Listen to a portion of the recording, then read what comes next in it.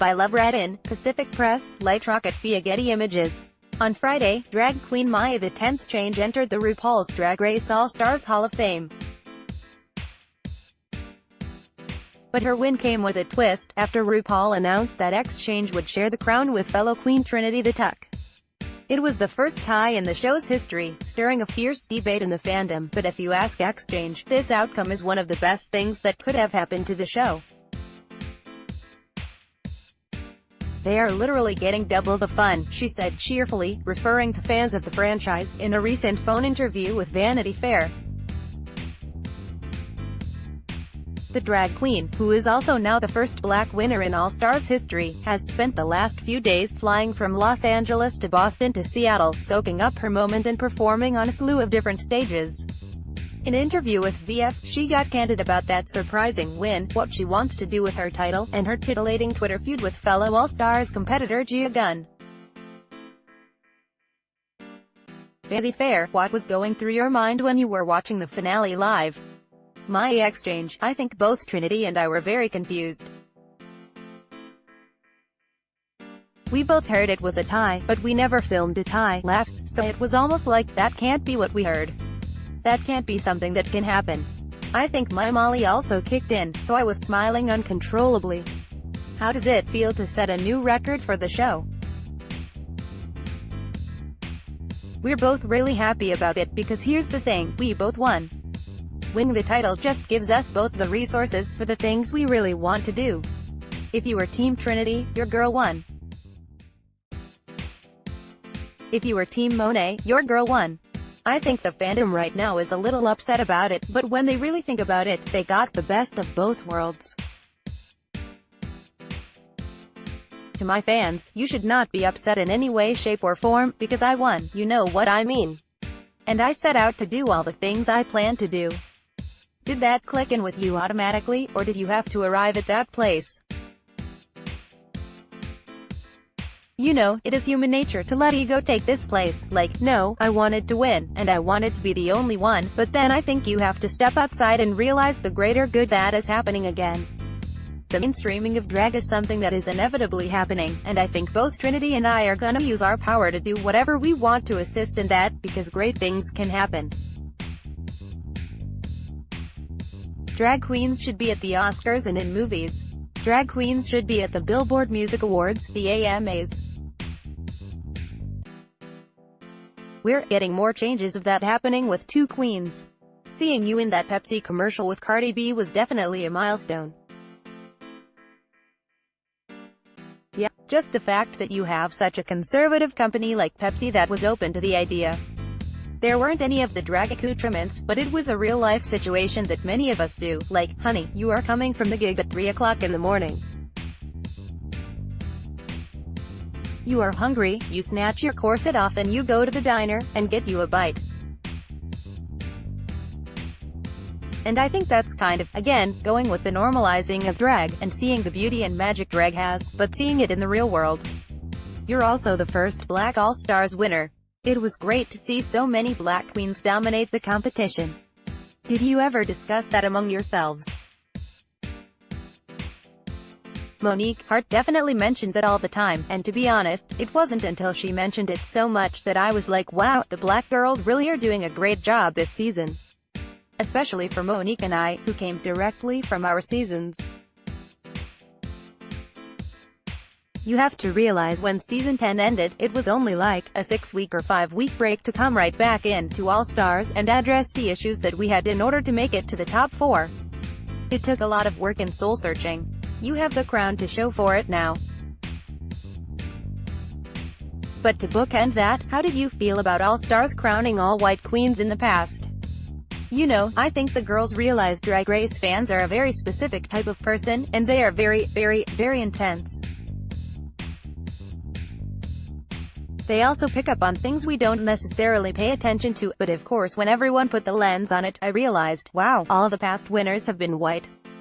But RuPaul's Drag Race, the initial show, has had a very colorful winner's circle, and I think it's the most ethnically diverse competition reality show that has given voices to queer people of color. And that's a fact. I'm very grateful to be the first Black All-Star, but I think the franchise has always been a very ethnically diverse show. Let's talk about your Twitter back and forth with Gia Gunn. Did it surprise you she reacted so negatively? Laughs, it was a funny joke, and referencing something she said on the show. I thought it was fun. I have no ill feelings toward Gia. Before All Stars, I had never met Gia, so to see her get so offended or try to play the victim when she has clearly been someone who has not had very not nice things to say about me. But again, everyone has an opinion. What I love about this whole thing is she's trying to play it back on me, and the fans are getting at her like, no, girl, you're wrong. I love it when the fans can get somebody in check before you have to. Have you had a chance to chat with RuPaul or Michelle Visage since winning? Michelle texted me as soon as the results were live and she said, Monet, I really am really proud of you, you did a great job this season. My first thought was, how did this bitch get my number? Laughs, no, but she was very sweet and it really warmed my heart. What's next for you? Currently I have my new EP, Unapologetically. This is such a passion project for me. I wanted to really make music that sounds like what I listen to on a daily basis. Music that I listen to when I have a cute boy coming over, music I listen to when I'm at the gym, while I'm falling asleep. That's what this album is for me. I'm inspired by people like SZA and Her and Beyoncé. I'm really excited about it. More great stories from Vanity Fair. The worst-kept secret of Trump's presidency. Is Silicon Valley suffocating the media? Jill Abramson weighs in. Bernie Sanders' planned Weed the Rich. The 25 most influential movie scenes of the past 25 years. Broad City and the pivot to millennial rage. Looking for more? Sign up for our daily Hollywood newsletter and never miss a story. Get Vanity Fair's HWD newsletter. Sign up for essential industry and award news from Hollywood. Full-screen photos. 17 and tween stars already taking over Hollywood. Back to the teen of the hour. The 14-year-old Blackish star has been making major moves in the last few years, first by starring in and executive producing the upcoming comedy Little Think I'm modern version of Big. Martin's only continued going up the Hollywood food chain, landing a first-look deal at Universal that will keep her well on the path to movie moguldom. Photo, by Richard Cartwright, ABC, Getty Images. The tiny actress first made a splash in the 2017 film The Florida Project, Sean Baker's affecting, sunbaked drama about a community living in a Kissimmee motel. Prince starred as Mooney, a foul-mouthed 6-year-old. When it came time to hit the awards circuit, the 8-year-old gamely took to the spotlight, giving adorable red carpet interviews and picking up a handful of awards along the way. Her next move, roles in the Lego Movie 2, the second part in Angry Birds Movie 2, a starring part in Apple's as yet untitled series about Harold Lysiak, the prodigious child journalist, and directing a short film, with some editorial help from Baker himself. Photo, from the Everett Collection. The Stranger Things star is speeding into household name territory, thanks to her twice Emmy-nominated turn as the mercurial telepath in Netflix's sci-fi smash.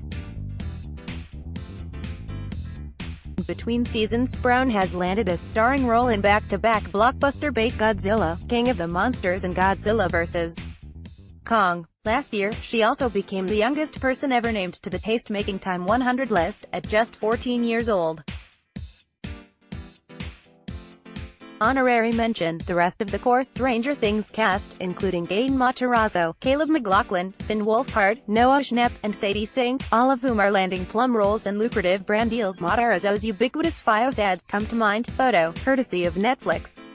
For the last 7 years, the 17-year-old has been popping up all over broadcast television, notching roles in shows like Glee and New Girl. She also worked behind the scenes, selling a show titled Aunt Nancy to NBC in 2016 at the age of 15. But Tota broke out in a big way after starring in Champions, Mindy Kaling's post-Mindy Project sitcom. Though the show was cancelled after just one season, Tota was often singled out as a highlight thanks to her portrayal of a charming gay theater kid.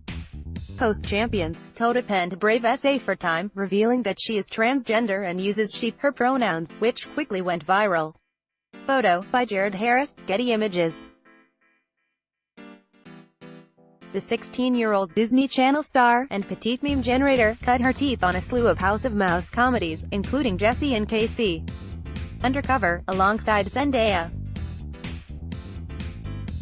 And, like any smart young star in the Disney family, she's gotten in on the Marvel game as well, voicing characters in the miniseries Marvel Rising, Initiation and the upcoming TV movie Marvel Rising, Chasing Ghosts. But that's not all, she also inspired the character of Riri Williams, a teen genius anointed by Tony Stark in the Iron Man comics. Jackson recently notched a six-figure deal for a book about her experience with fame, titled Reach for the Sky, set to be released this fall. Photo, from the Disney Channel, Everett Collection. At just 9 years old, Wallace became the youngest Best Actress nominee in Oscar history, thanks to her stirring turn in the magical drama Beasts of the Southern Wild in 2012. Since then, the now 15-year-old has starred in a revamped version of Annie, which earned her a Golden Globe nod, and landed small roles in films like 12 Years a Slave and shows like Blackish. She's also authored 4 children's books, the last of which was A Night Out with Mama, all about her glamorous 2013 Oscar night. Photo, by Ron Tom, Getty Images. The 10-year-old's got a resume most working actors would kill for. After making his film debut in 3 back-to-back movies in 2017, including Our Souls at Night, where he shared screen time with Robert Redford and Jane Fonda, Armitage pivoted into television with a breakout role in HBO's Big Little Lies. That led to him being cast in the titular role in the Big Bang Theory spin-off Young Sheldon, which has been a steady ratings hit since its 2017 debut. Photo, courtesy of HBO.